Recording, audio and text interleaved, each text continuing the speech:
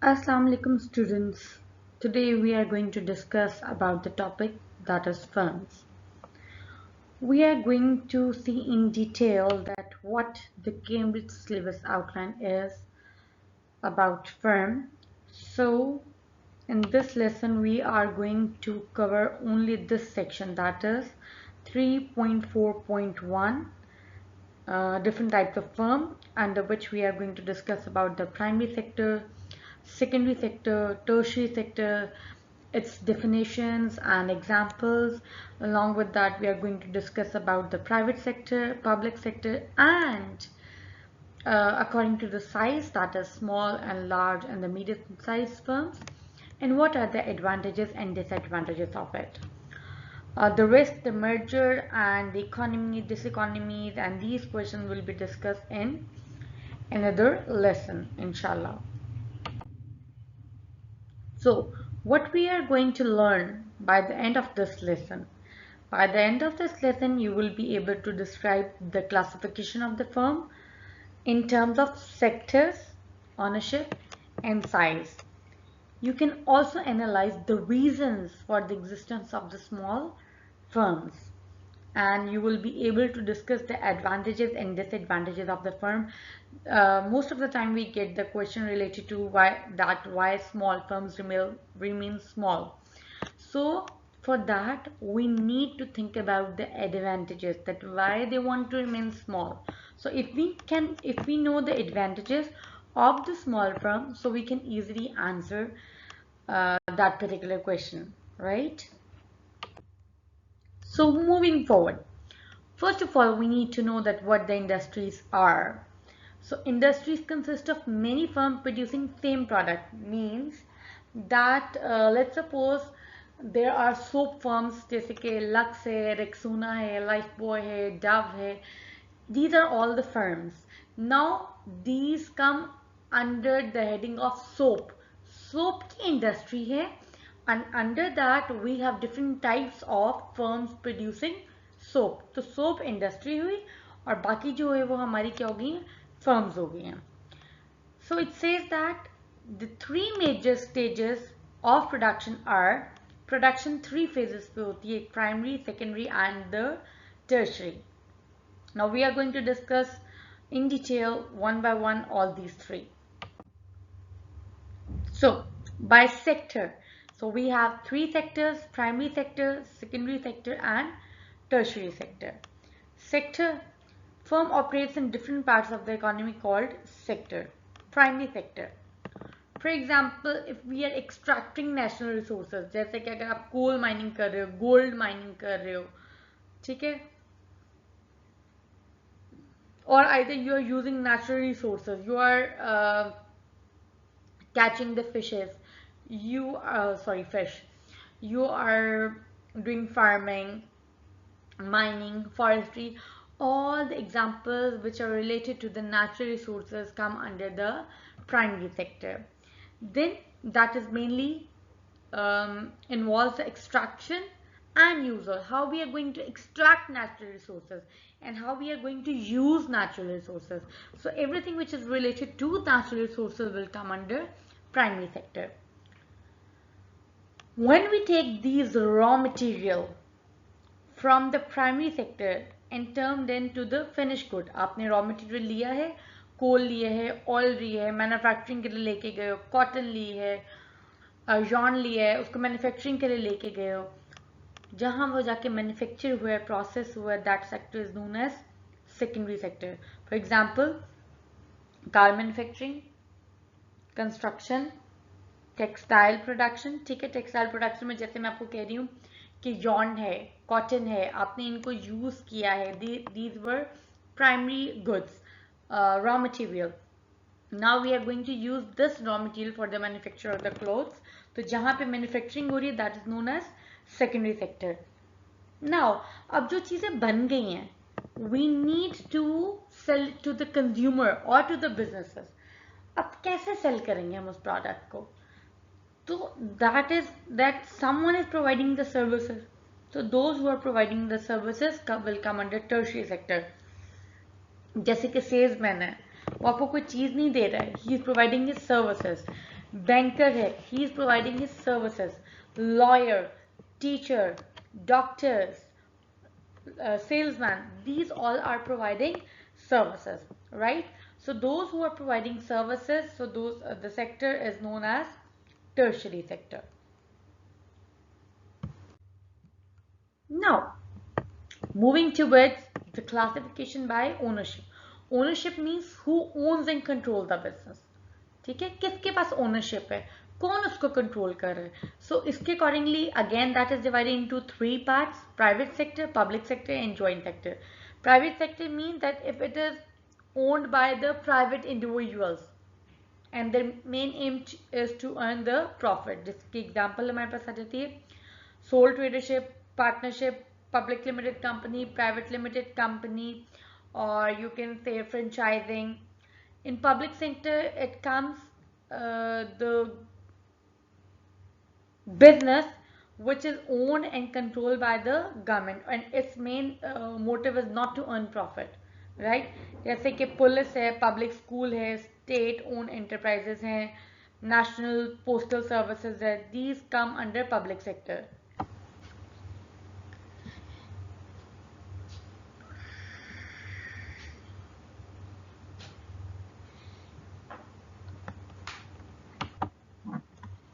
And the last one is joint sector. Joint means that is the mixture of private sector and public sector. For example, that is found in large infrastructure projects. For example, water supply, electricity, gas. These are all the types of joint venture. Generally, in economics, we are going to discuss about these two, either private sector or the public sector. The third one is that the classification of the firms by size.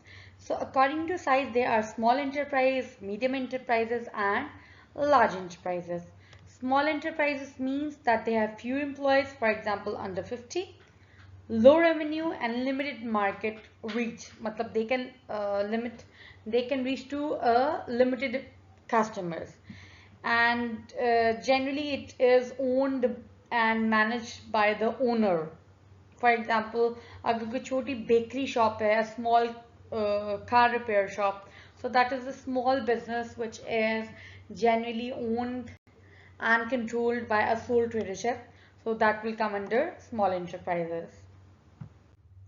The next one is medium enterprises, in which there are like more employees than the small enterprises, and moderate market presence. That is not small, but that is moderate, not even large.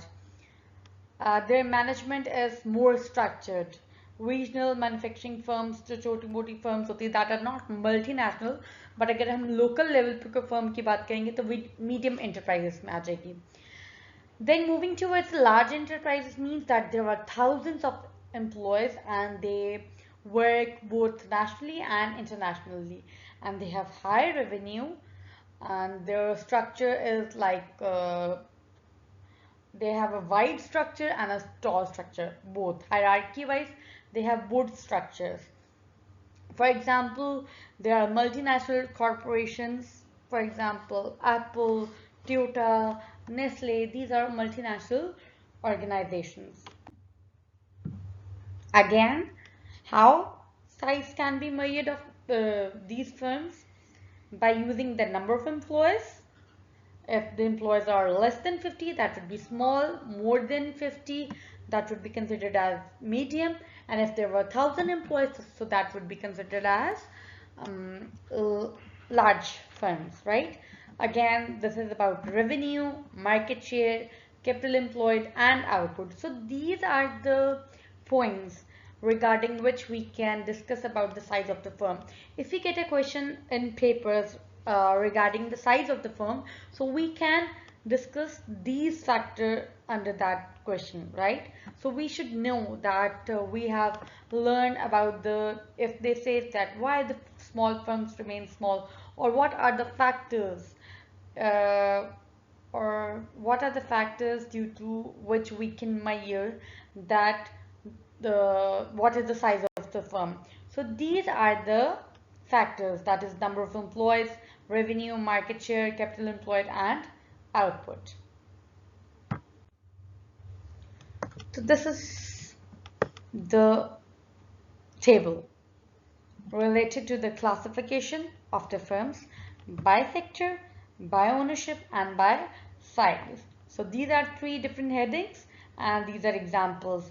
Primary with mining, secondary with manufacturing, and tertiary with retail. Here with ownership, private means private businesses, public means state hospital, and joint means joint utility.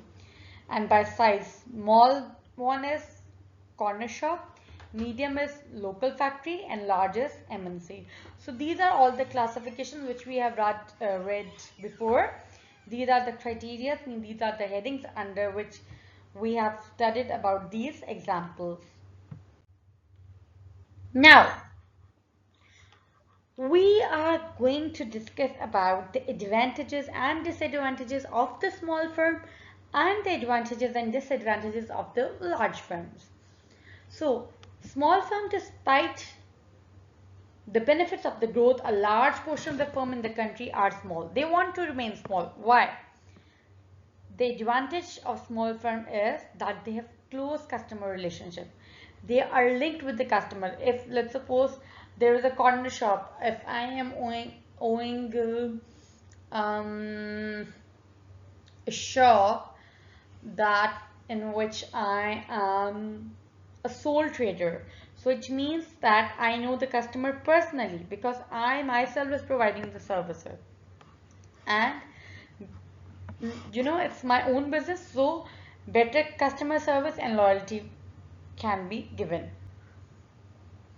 Quick decision making, because that is a small firm, so uh, no political like no political interference, less bureaucracy, fewer level of management.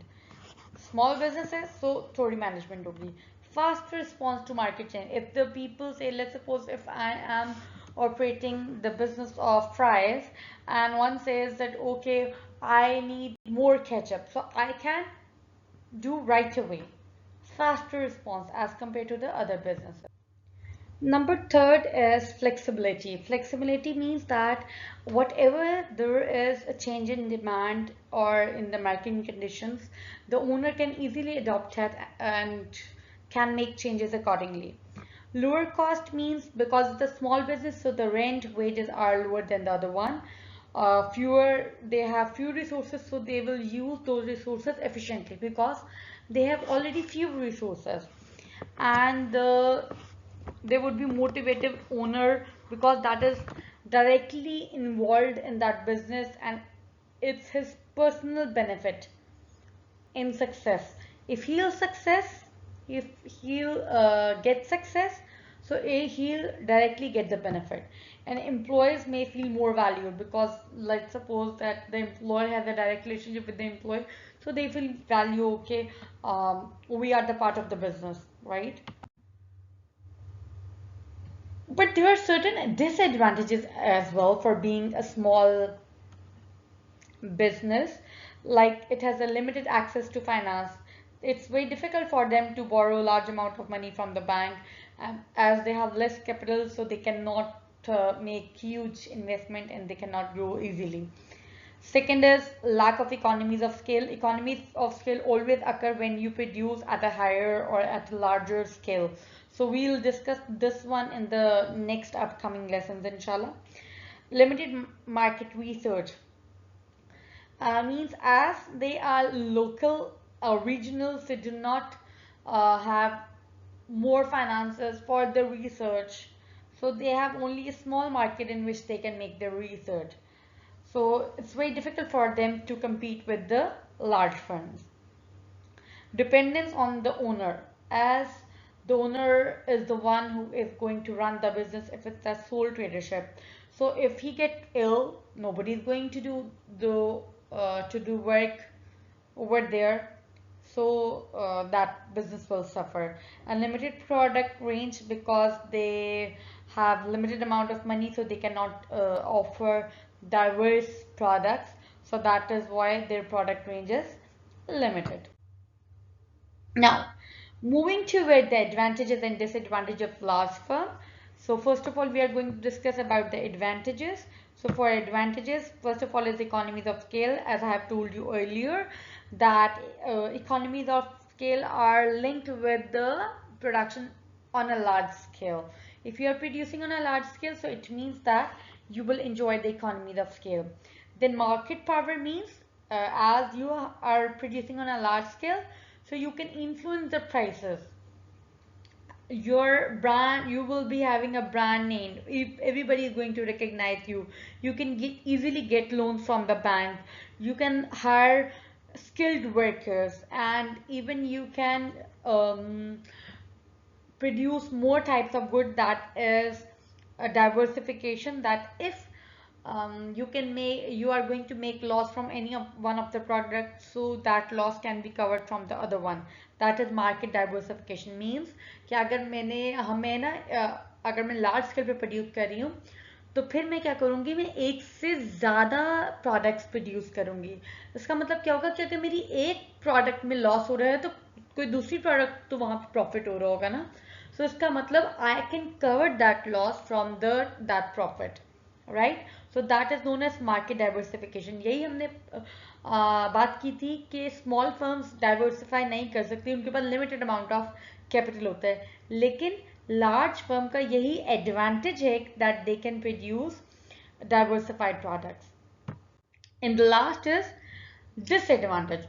Obviously, it's a huge firm. It's at different departments working at different levels. So it would be very difficult to manage, and the decision making would be slow, right? Inflexibility means as they have no direct link with the customer, so it's very harder for them or to adopt to the market changes. Decision making can be slow due to many layers of management. Everybody, the decision has to pass towards the hierarchy. First of all, HOD, let's suppose if I'm going to talk about the industry, so CEO, then GM, then manager, then HOD, assistant manager, then it will come under the lower ranking. So there are different layers of management. Then risk of diseconomies. Again, economies and diseconomies are linked with the large level of production. So diseconomies, again, we are going to discuss it in detail in the future lessons, upcoming lessons. So there are diseconomies of scale means communication problem, low motivation or inefficient coordination. And the last is less personal services. May lack close relationship with the customer as they are not linked with the customer because it's a huge business. So they may lack close relationship with the customer, right? This is one of the lessons for the firm. Rest 2 lessons we will discuss in the next upcoming video. I hope that you have understood up till now. If you are facing any problem, kindly let me know. Text me, or you can write the comment if anything is still need more explanation. I'll explain it to you. Stay tuned with me. Take care. Allah Hafiz.